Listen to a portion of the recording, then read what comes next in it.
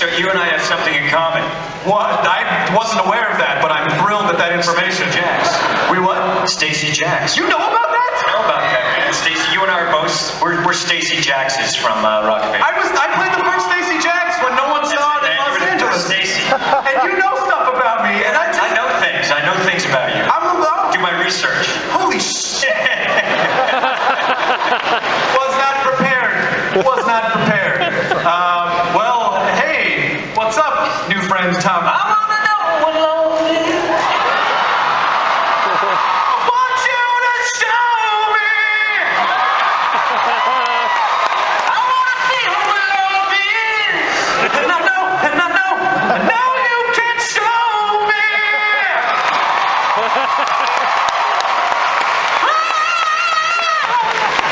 Let's talk about love.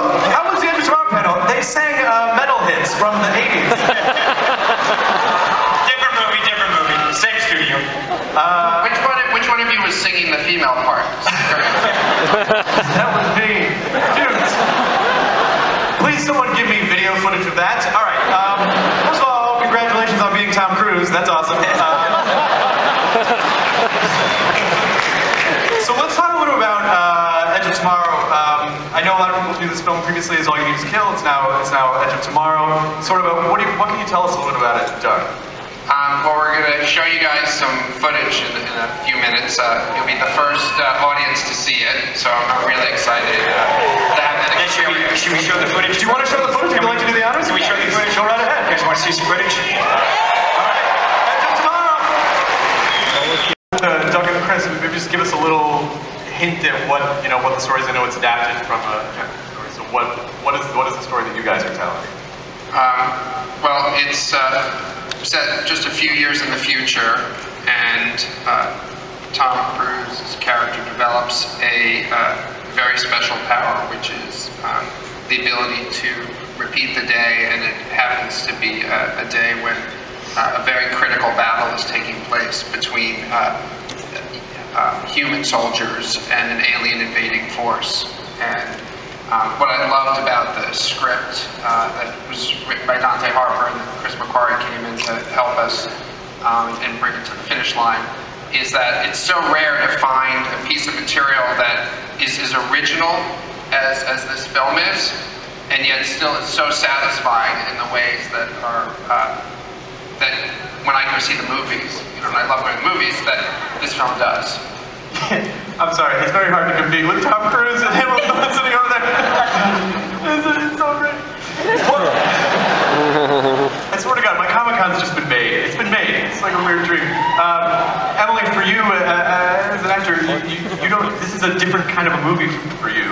So what was the training like? What was the action like? The physical part of the progress? I mean, I think I can honestly say it's probably the hardest thing I've done physically. It was we did like a couple of months training beforehand, and I learned Krav Maga, this amazing martial art.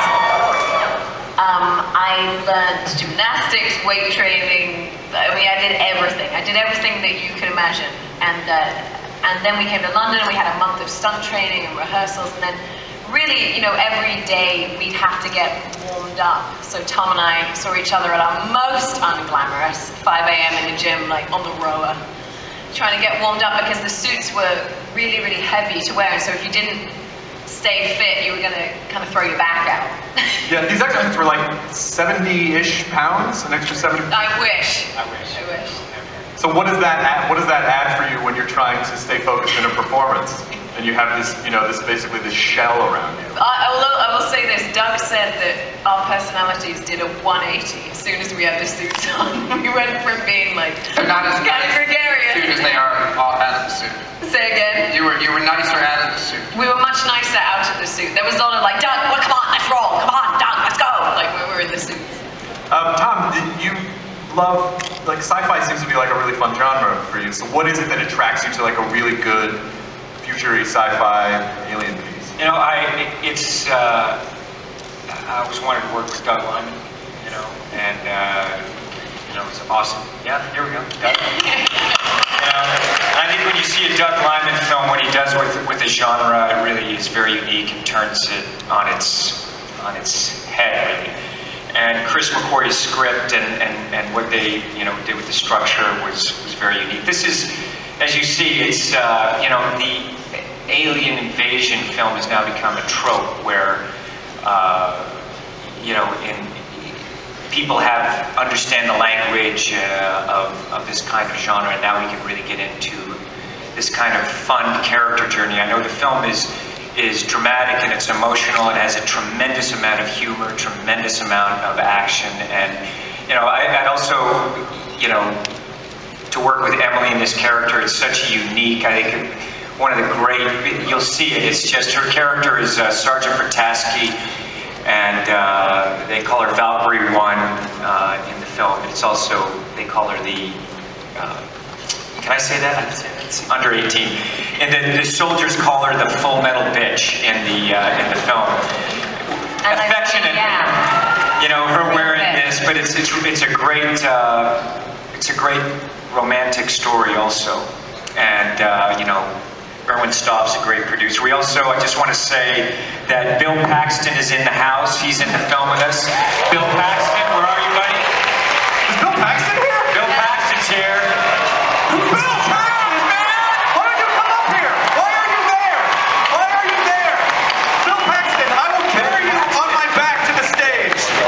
Bill Paxton is in this movie with us.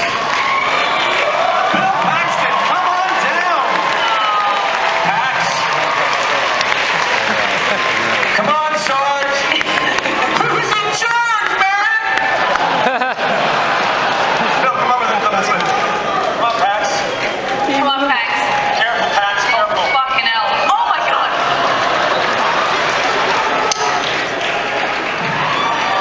So when he's here with his daughter, she wants to say hello. How are you? Lydia.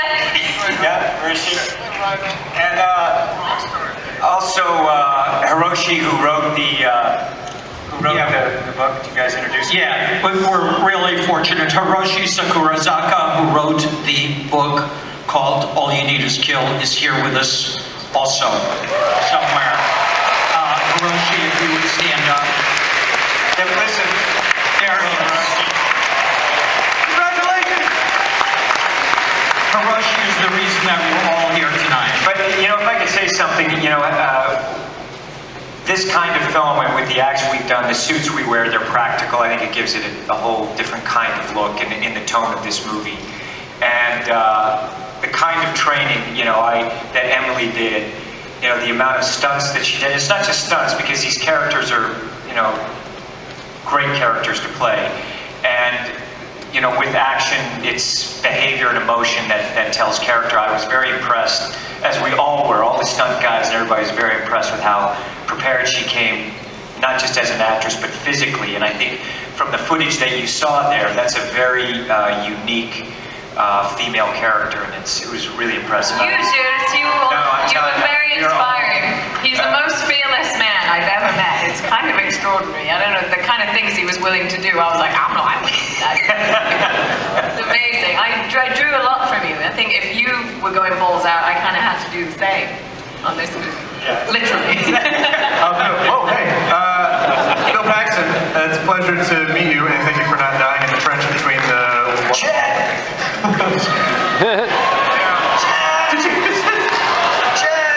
You're the only person who can get away with that. That's awesome. I think they brought me in to shore up the deal.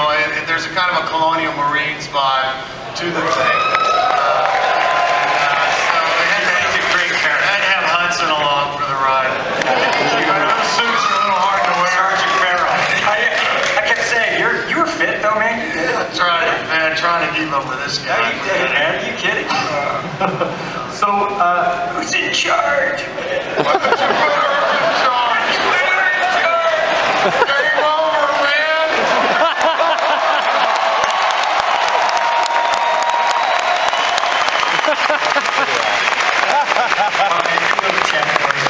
I want to do you. I make him do this on set. I want to do Come on, give me some chat. Give me some chat. Oh, God. Just one. How about a nice, greasy pork sandwich served in a dirty ashtray?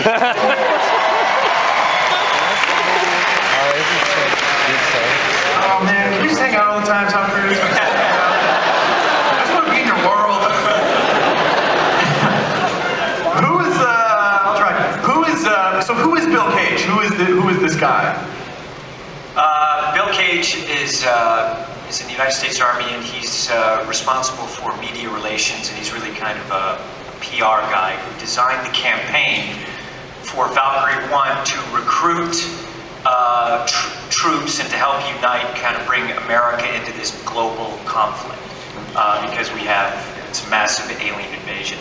But he's a guy who is basically having a very easy war.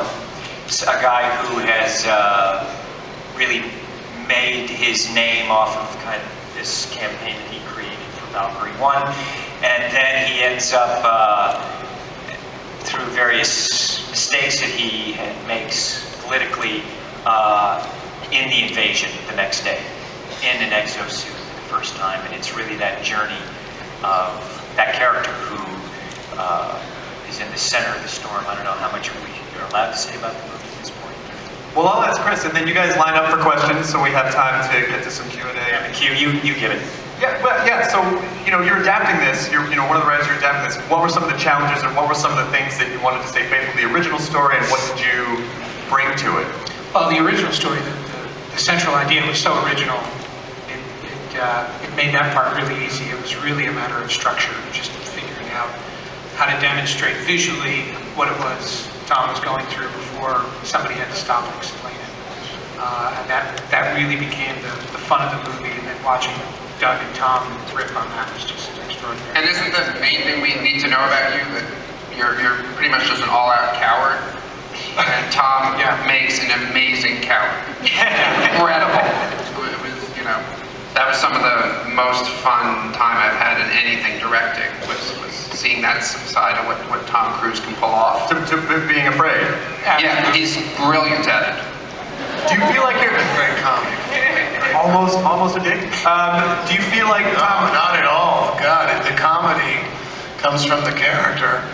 And, Tom, let me tell you, these people know Tom can pull off a comedic character, but then keep it right back to the drama, too. And that this movie, you gotta sell it. It has a perverse humor to it that just works on so many levels that really help it kind of buoy it along. I mean, the action you can see is here, but the human story, because he is such an everyman in this part.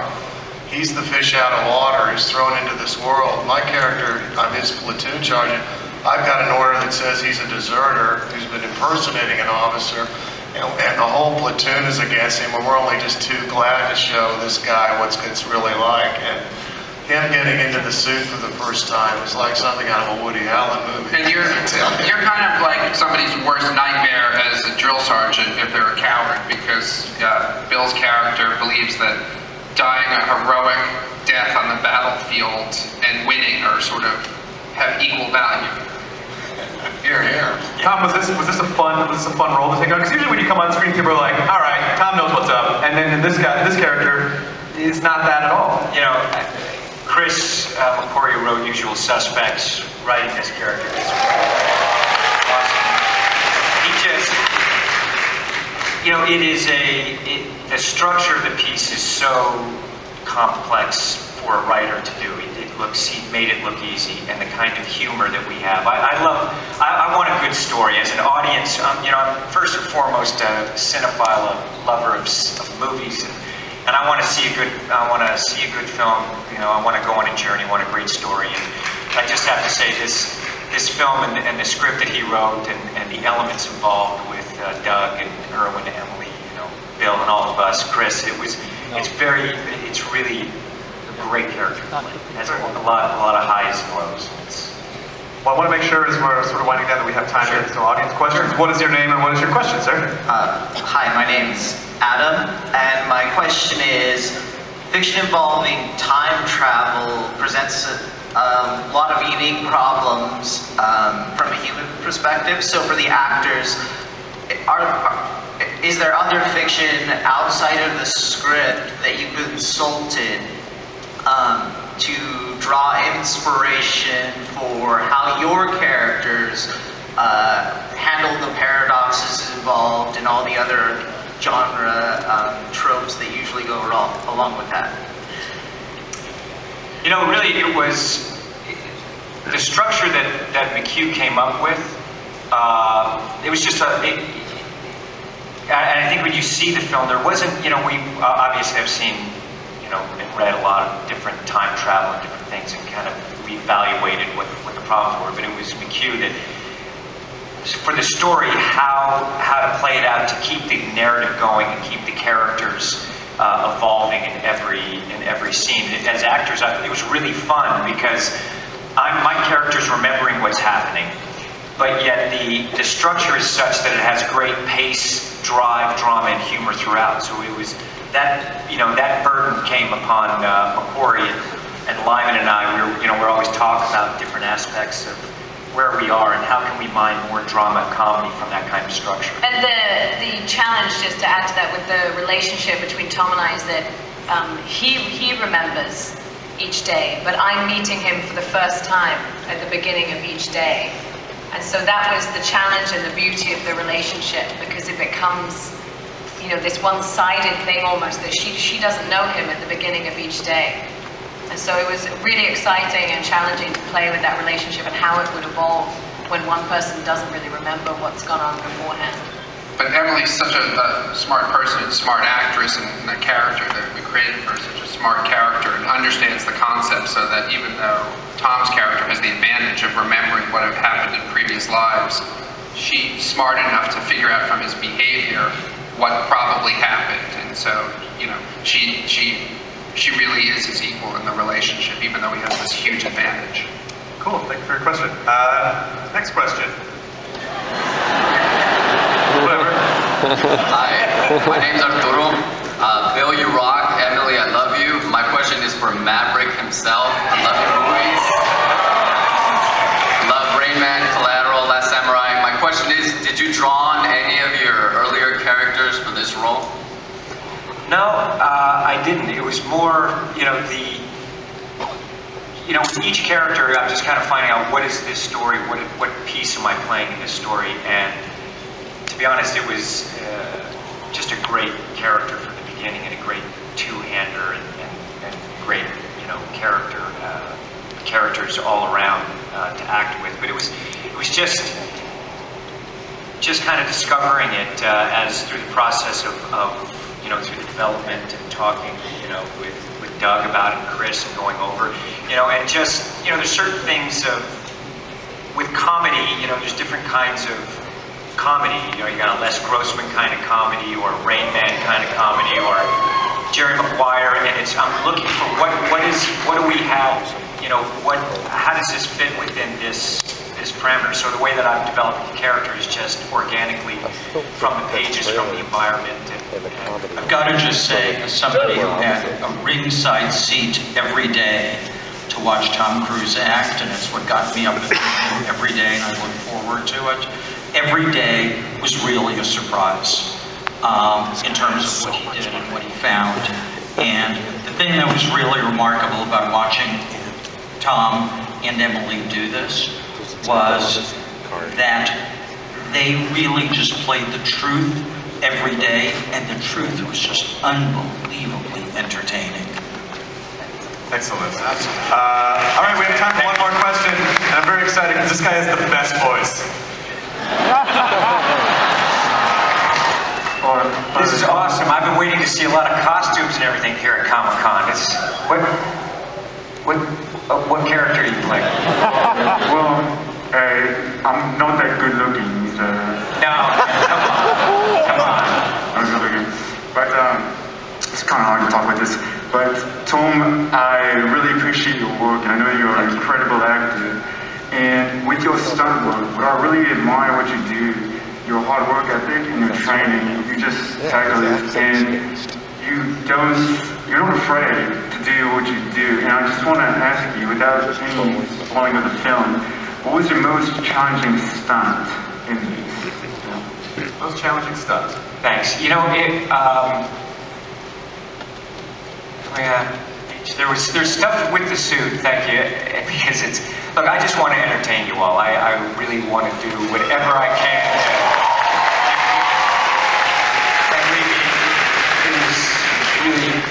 dream of mine to be able to do it in an honor. And I just, every day I just think, what can we do to make it better, and think of, you know, what I'd like to see or what you all would like to see on film, and deliver that. And you know, with the movie, we talked a lot about this suit that we're wearing. I mean, the suit actually at times, Emily's was about 85 pounds, and mine, depending on kind of equipment, went from 100, sometimes 120 pounds. So doing stunts in it was interesting, because we're just having to do sprints and stuff, but there's a couple of times I'm getting whacked pretty hard with that suit, and you start learning about how to take a spill in a metal suit. In a metal suit with the physics. So there's kind of stuff that we're falling from things. But you understand, when you're directing Tom Cruise and then everybody else follows his lead, and you say, you know, we want to hoist you up, you know, 100 feet, and he's like, why not higher? And, you know, we didn't work with him in this incredibly heavy suit in a tank, and we're like, we're going to take you down X number of feet, and he's like, why not deeper? And, you know, how are we going to show people things they've never seen before? And then he does it all himself, like every stunt. It's extraordinary. I mean, he can have a second career as a stuntman and be hugely successful. Well, just seeing the footage we've seen today and seeing you guys being so gracious with your time, I think everyone is super psyched to see. Edge of Tomorrow comes out June 16th, 2014 from Warner Brothers. June 6th, 2014 from Warner Brothers, June 6th. So please, a huge round of applause for your wonderful panel.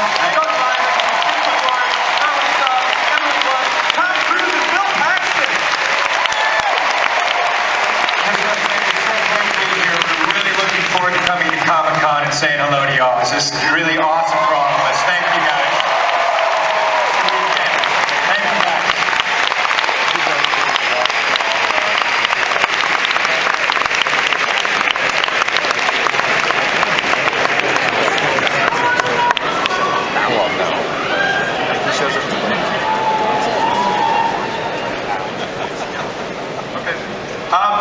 So we'll let them take their pictures over there really fast. Oh, I want a photo moment so bad.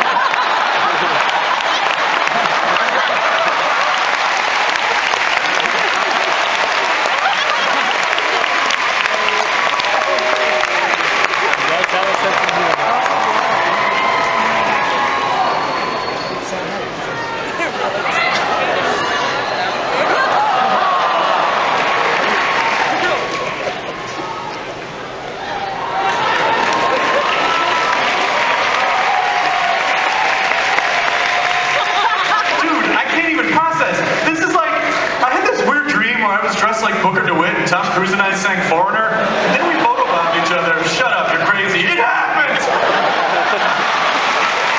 is the best Comic-Con. This is the best. I mean, I think if you listen to the podcast, you know that I fanboy about stuff, and I'm freaking out right now.